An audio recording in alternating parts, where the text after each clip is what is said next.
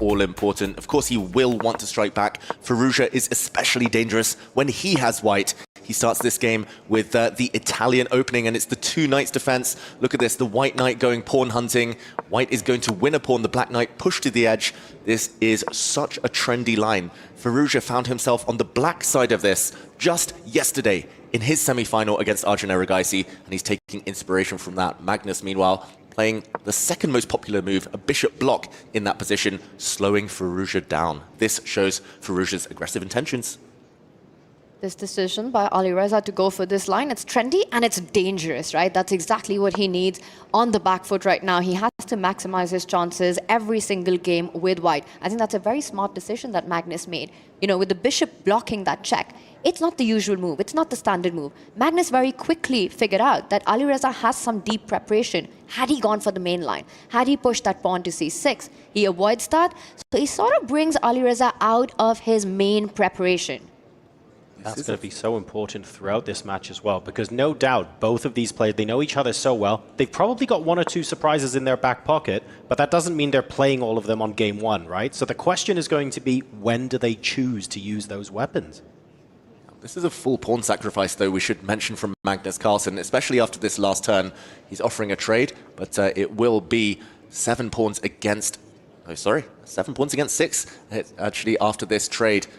I'm expecting him to take. I'm not sure what Firouzja's thinking about here. Then the kings will castle. Magnus in return might just get centralized pieces, maybe even a bishop pair as some compensation. But here he's showing, maybe learning from that match against Hikaru yesterday, that he doesn't want to just knuckle down, force draws when he's ahead in a match. He wants to seize the moment. He wants to seize the moment, but I think it's also credits to Firouzja right now. You know, he did not let it away, just looking completely unfazed.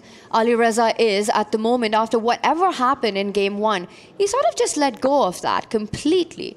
So, and that is a sign of a champion, you know, to come back from a one-move blunder at the biggest stage and go like, there's a whole fight on, the whole day in front of me, and you know, I'm going to make my chances. And that's the opening approach he has. He comes back with the knight, attacks the bishop, a trade at the center. If you pick up the white bishop, that would be a bad idea. Knight takes bishop would come in with a check. Exactly right. So creating some counter chances there is Firouzja, keeping the position relatively complicated and forcing Magnus Carlsen to keep thinking. Although it is Firouzja that goes down on the clock here. He wants to try and wrangle his way into some sort of advantage. This isn't going to be winning in 1 or 2 moves. That's not the intention. What he wants to do is make Magnus uncomfortable, make him think about his responses twice, sort of start doubting himself, and that's where the micro mistakes start to slip in. They said it in the pre-game interviews where I believe it was Alireza who said, if you're playing Magnus, you are still going to get chances, but if you don't take them, you're going to pay for it. Well, in game number 1, it was Alireza who gave Magnus the chance, pounced on in less than a second, like you mentioned, Tanya. So if we see the reciprocal, we are going to get to see how quickly Alireza responds in kind.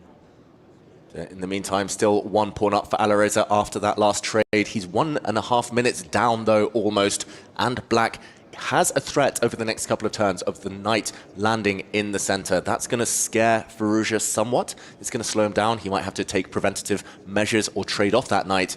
Either way, Magnus looking very relaxed. You do get the kind of impression here that it is home preparation from Magnus Carlsen. He's only spent a minute. This is a move 11 now. And psychologically, that's difficult if you know you've walked into something your opponent has studied before. Especially when you're the one who wanted to spring in that early surprise and had a different preparation in mind. You know, again, a very smart decision of that black bishop moving to d7 on move 6 by Magnus Carlsen in this game. Now, Alireza has that extra pawn, but it's the lack of development in his pieces. The king's still in the center. For Magnus, the initiative is there. You know, it's ahead in development, the knight jumping to d4. Once you castle, the f-pawn can move up the board, kicking out the knight from the center. Easier to play short term. For Magnus Carlsen, Alireza, he still needs to consolidate his position. I think your points are absolutely spot on here. It's the psychological impact and, if you like, the psychological win of going into your opponent's plan and then throwing him off his game. I mean, 9 minutes, play 6.5 in a game where Firouzja is white and wants to win straight away. Like, to what extent is this going to really damage his preparation for any future surprise weapons he has against Magnus? If this is the response, wow. Exactly. There are only so many weaknesses in an opponent's opening arsenal in their repertoire. You have to try and target them, but if you walk into something they've studied, that really is a bit of a blow. That being said, the clock situation, we've seen it so many times before. Alireza Firouzja down on time. Even at the 1 minute mark, though, he's a beast. He plays arguably better than anyone if it gets down to a time scramble. At any moment in this match, you've got to favor the younger player here. So he will be trying to keep his time advantage, Magnus Carlsen. He does need to drag Magnus down to 1 minute as well to push home that advantage, though. If he's got 1 minute and Magnus has 5, not sure how good that's going to be. Yeah, that's the tricky part, to make these greats think. But he has forced Magnus to pause for the first real time with this last pawn push. The strategy for Alireza in this match would be surprising if it is to win out of the opening. He's playing against Magnus. How do you even prepare against a guy like that who plays everything under the sun? The aim would be to just get a position, a playable position, which has got those messy tendencies, that little chaos on the board, the complications where he forces Magnus exactly to come where you are. Under 1 minute on the clock, where Alireza, I think he believes he's perhaps even faster than Magnus if that was to appear with all the... maybe not all, but as many pieces on the board as possible and as much chaos as possible. That's when the match gets truly even. That's going to be the goal, right? If we see both players get down to a situation where they say have less than 90 seconds on the clock each, and it's a relatively equal position dynamically, but lots of play, Alireza becomes so dangerous. But if in the process of forcing the time down, Magnus is already in a better position, then the plans become easier, it's easier to convert. Even if you're slightly slower, the path to victory is clear. And that's what Alireza needs to stop. The path to victory should never be clear for Magnus, because once he sees it, he's like a homing missile. There's no stopping him. Exactly. That's why he's so good in the end games. He knows exactly what to aim for, Magnus Carlsen. In the meantime, this position is fascinating. Give back an extra pawn to Black, make it level material, and Magnus has the advantage. Black has the bishop pair, Black's central pawns look glorious, but he does have something to suffer for Alireza, having his extra pawn, and it's just a question of whether he can make it count. The white king in the corner not looking extremely comfortable here. Black's light squared bishop staring at it. Magnus is smiling on the camera in the meantime. Fascinating stuff. He must love his position, but the material imbalance must give Alireza some hope here, Tanya. I think he's thinking about his bow and arrow right now. Already? He's loading up. Early days, but you know, he got that first shot in. He did. And that's something. Or will, you know, Alireza be flying high, fast and precise? Fast, he's not currently. Behind on the clock by about a minute. Magnus, meanwhile, lines up the queen on the G line. Alireza brings his queen closer to the bishop, perhaps trying to neutralize that bishop pair that Magnus has in compensation for the extra pawn. Bishop c5 was the idea, was the threat. We might see it being played out, even though Magnus can now decline the trade after moving the rook away. Yeah, that's the one thing that Alireza wants. Since he is a pawn up, he wants simplifications, whether it's bishops off the board, rooks off the board, maybe even queens off the board. What Magnus wants is some kind of attack against the white king. Magnus will avoid trades at all costs if he can. And there we see, as Tanya predicted, the bishop trade offered. Dark squared bishops coming off the board would be disastrous for Magnus. It would reduce some of his attacking potential. He's going to dodge that, surely. You can't afford to trade it. Allow the queen in. Beautiful square for that queen. You can't give up your bishop pair. It is the big initiative in the position that Magnus has. But where do you move it to? And he does step away. He answers the question. Bishop to f6, always eyeing that e4 break, which would further open up the diagonals for his two bishops.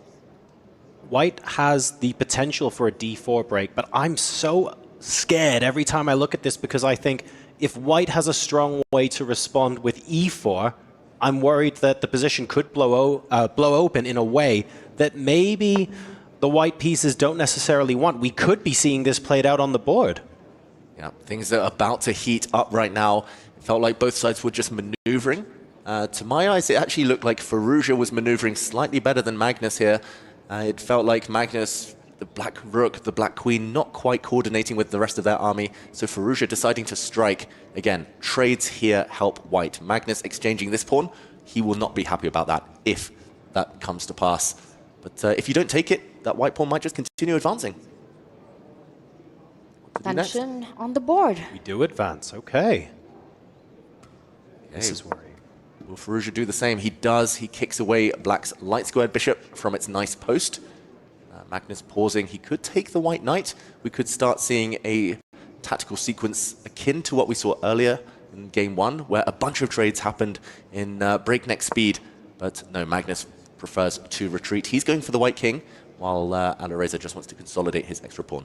But this gives the time to Alireza to retreat his own bishop, again trying to target the trade that he really wants of the dark squared bishop. With the move bishop d4, it could be the moment to use that to blunt out that bishop, take away any possibility of bishop takes knight as well. Lots of options for Alireza, but he needs to keep one eye on the clock, or at least half an eye on the clock. 1 minute difference isn't so dramatic right now, but if we keep saying that every game Firouzja is behind on time, then it might add up by the end of the day. It was the case earlier when he blundered. He was slightly behind on the clock, and he won't want that to repeat, as he does retreat his bishop. Exactly. Spot on, Tanya. We have the d4 square occupied now by the white bishop. Again, trying to force the exchange of the dark squared bishops here.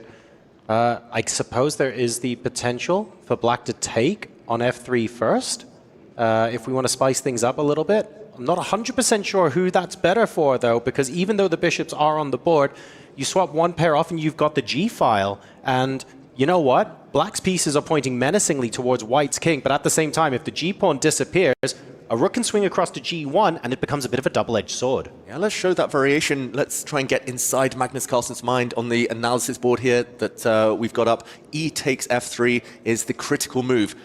White here has to recapture. You cannot trade bishops, no time yet. But bishop takes bishop here would have allowed an in-between move, a check on the white king. Now black will trade off, regain the bishop at the very end, level material, and the white king a bit open. Black's bishop probably better than the white knight with pawns on both flanks. At the very end here, though, this is happening.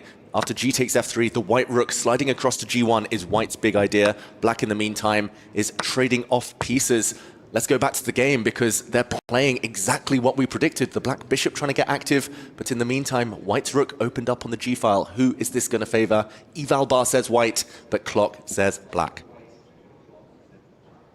Not sure I like this for Magnus, I've got to admit. I think Firouzja's done fantastically well in order to establish a bit of control here in the center. And I think that central square that you're alluding to, once the knight jumps to that point, the rook lining up on g1, suddenly the bishop pair gone, the knight getting stronger, 4 versus 2 on that left flank. C-pawn starts marching up the board once the knight is out of the way. Also, let's point out, Magnus's last move has a threat. Queen takes pawn in the air, so knight e4, he's inviting him to place it in that beautiful spot, also countering the threat. I'm guessing that's also part of the reason why the black pawn protects the e3 square if black wanted to infiltrate with a rook. Not sure there's enough time to do that, though, because of the c2 pawn being potentially weak, and also because if the knight jumps into e4, there's a real risk that you end up with a rook on the wrong side of the board without support. But you know, Alireza, he's not playing the most natural move quickly. There's something about knight e4 because it's screaming to be played. You know, it's the hand move, or in this case, the mouse move, that you really want to rush into playing. But he doesn't like something about it, David. Yeah, I don't really see why not. Maybe it's the fact that the black bishop has the ability to challenge the light squares. Either way, Alireza, he's tanked for too long on this move. The difference on the clock is telling. They say a pawn is worth a minute, and now he's currently almost 2 minutes down. Magnus is going to be gaining in confidence the longer this position doesn't see a move. Alireza really needs to speed up. It feels like this final so far, there we go, the most natural move, just took too long. And okay, Magnus instantly ready with his response. And that's the problem. You take that long, your opponent knows exactly what he's going to play to the first move that comes to everyone's mind here. It also signals to Magnus, Alireza has been in the tank, he's thinking about an alternative, while your opponent's time is ticking down. You get to have a think yourself about what other moves he was thinking about, which means later on in the game, you're prepared for those ideas, and you've used your opponent's time to come to that realization. Exactly. The best players, the most practical players in the world, they have all these little tricks to save a few seconds here and there. Magnus, look how zoned in, how focused he is, despite the fact it's not his move. 2.5 minute time difference now. You need to either move that knight or defend it. It's that simple. I'd be staring at the RGB on the keyboard. That would be too distracting for me. I don't think I could handle it. More pieces piling on the knight on e4 now. And look at the time difference. 4 minutes plays a minute 20. This is becoming critical for Alireza. And he's trying to desperately calculate here with this remaining minute what will happen if black next move takes this knight. You can take with the bishop, maybe even with the rook, and tactics will start to land on this board. The white king in the corner is very, very vulnerable. Endgames might be imminent, but Firouzja just doesn't have time to work them out. He's spending way too long, 1 minute versus 4 now. He's thinking for far too long in this game. I mean, this is just unbelievable, right? Because we're on move 27 and the biggest decisions lie ahead right now. Magnus Carlsen, he might be down upon, but he's not going to make your life easy. Now there are tactics. This is what you need to think. And the board goes red, the clock goes red for Alireza. Move. Come on, you have to move. Push your pawn to d6, do whatever. Move a rook. You are fine. 35 seconds. He's frozen. Alireza Firouzja freezing there, making a rook move. And look at this counter-strike by Magnus Carlsen, taking the white knight off the board, double exclamation mark. He's counter-attacking against the white queen. Look at what's about to happen. All the rooks coming off. White's 2 rooks have forked there. One of them had to give their life up. Magnus has equalized this endgame. It's level, but not on the clock. And Magnus is now going to play to flag Alireza Firouzja. His rook, the more active one. Magnus about to pick up the d5 center pawn. He's just thinking, does he throw in the check? He decides not to. And that is Magnus Carlsen thinking to himself. He knows this is a draw. Is he going to play for dirty flagging with 26 seconds for his opponent? Have to be ruthless here if you're Magnus Carlsen. Do not let your opponent off the hook. Firouzja, if the shoe was on the other foot, he would be playing for time right now. 3.5 minutes versus 26 seconds. At this point, it's not dirty, it's expected. He plays on. He 100% plays on. He's going to play this on even with an hour on the clock. It's an endgame. You know, he sees the imbalances, and look at that. He thought he'd force Alireza into a think about this, and Alireza makes a wrong decision. This is what happens when you have no time on the clock against the world number 1. Exactly, it's easy for black to create a pass pawn on the right flank on the king side, 3 versus 2. Very difficult actually for white's 3 to mobilize because black's 2 doubled B pawns hold the fort. The white 3 cannot bypass them. The black king is coming. It was actually better there for the black B pawn to push even further to B4. That's a very natural move though from Magnus, and Alireza simply physically does not have enough time to finish this game. Under 20 seconds now. Some big decisions still ahead. Magnus, a bit of a shake of the head. Firouzja there, echoing that. Same for him. He knows he's going to get flagged. One of Firouzja's biggest strength is just the number of moves, the sheer number of moves he can get in under 20 seconds. But this position, where every move needs to be calculated, every mistake can be a losing move, that is hard. 17 seconds, David, Magnus gets this done. You would say that, but Firouzja, this last move is fantastic. The white king is holding the black king. It's keeping it honest. If the black king ever gives way, the white king steps forward. Firouzja with 16 seconds. It's actually quite an easy draw now. But does he have time? That's the big question. Magnus has really slowed down. This would be god-level hold by Alireza Firouzja if he manages to save this king-pawn ending with only 15 seconds against Magnus. Magnus smiling because he knows it's a dead draw. There's no way through for the black king into the white half of the board. The black king can try all at once, but there's no path forward, and the kings are already starting to dance. It's a fortress and a repetition. Draw by repetition. 2 minutes and 2 seconds, plays 14 seconds, but we were reduced to a position where all Alireza Firouzja had to do was move the kings backwards and forwards. An attempt was made to see if a mistake could be forced under time pressure, but Alireza hold. Magnus Carlsen 1.5, Alireza Firouzja 1/2.